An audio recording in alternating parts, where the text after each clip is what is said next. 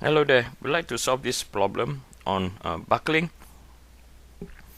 So the centric load must be supported by the steel bar AB. Okay, so centric, so it's acting on the neutral axis. Using allowable stress, determine the determine the smallest dimension D of the cross section that can be used when P equal to 24 and P equal to 36 kilopound force, and use the yield strength of 36. And so I'm just going to show when the load is 24, when it's 36, the procedure is kind of repeated. So as you can see that both sides are pinned. Okay, so both sides are pinned.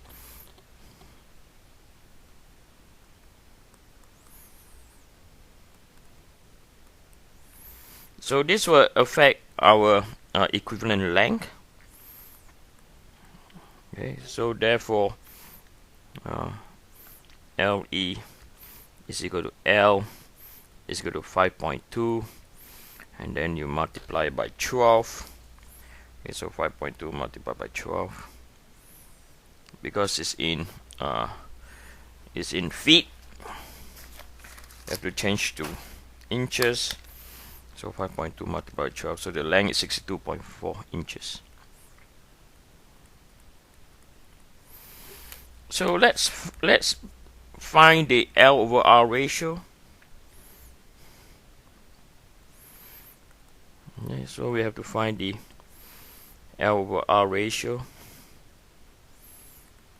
Now this is so for this stage, it's going to be based on material property.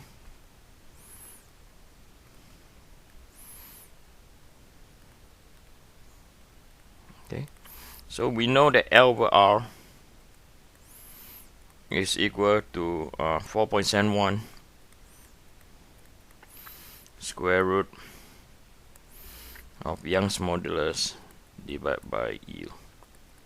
Okay, so this is a mechanical, this L over R ratio is based on a mechanical behavior or more elastic behavior. So we know this is 4.71. Okay, so 4.7 then is 29 times 10 to the power 6. Then we divide by 36,000. Okay, so these are given. So we know that it's 29 that's about 6, and it's 36. So this will give us a L over R, and this is 133.68. Okay, as I said, this is controlled by mechanical behavior. Then we have to select. Okay, we have to select the lowest L. So we have to select the lowest I. Okay, we have to select the lowest I.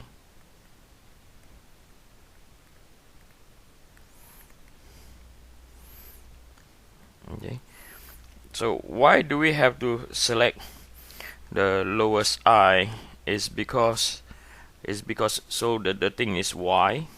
Okay, because at the lowest I, it has the highest tendency to buckle first.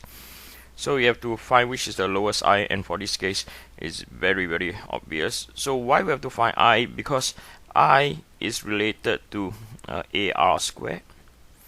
So from here we can find our R is equal to square root I over A.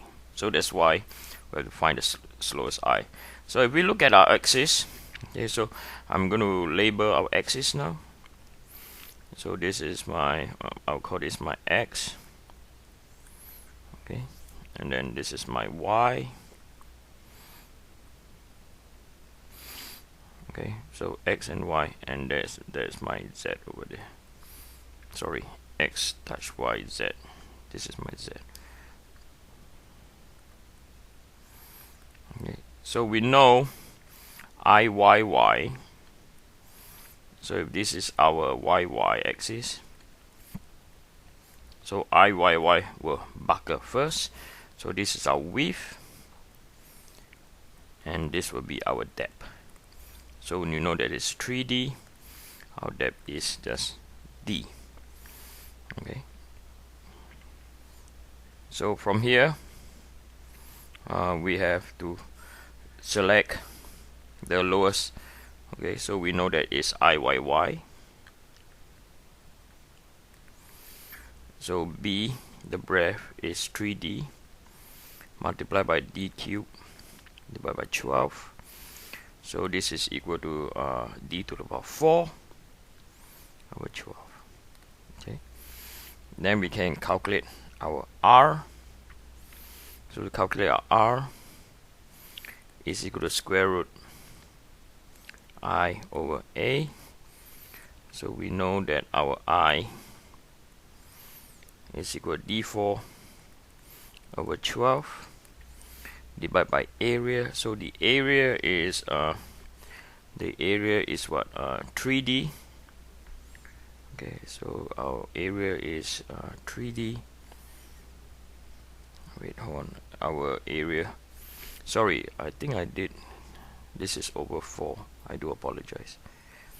Okay, because I get rid of the 3. So the area is 3D multiplied by D. Okay.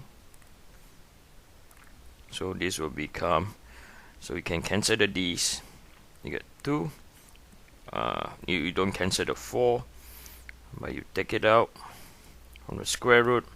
So you have D over square root 12. So D over square root 12 is equal to, so 1 divided by square root 12, 0.22, 0.2887. Okay, 0.2887 D. Okay. So we're going to test 2 conditions. Okay, so we're going to test on 2 conditions.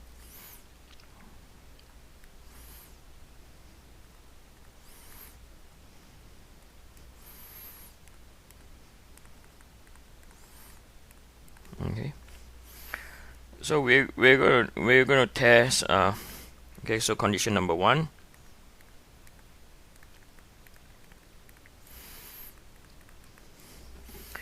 Where we have when L over R is greater than 133.68. Okay, then we have to calculate the critical load is equal to 0.658. Okay, stress Y divided by stress E, close bracket, and then multiply by stress Y. Okay, where stress E, okay, is equal to pi squared E, right, divided by L squared over R squared. So we're going to test this condition first. Okay, there are 2. So we have another one which we will test. Okay, which I will show. Okay, so first we're going to assume L over R. Okay, we're going to make an assumption. We're going to assume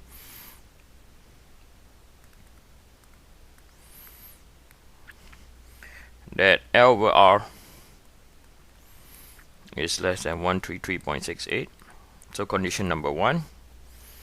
So we're going to apply the critical stress is equal to 0.658. Okay, stress Y over stress E multiplied by stress U. Okay, so for our case, this material over here is did they write down here? Okay, we're going to assume it to be a structural steel because of the Young's modulus. So therefore, for structural steel,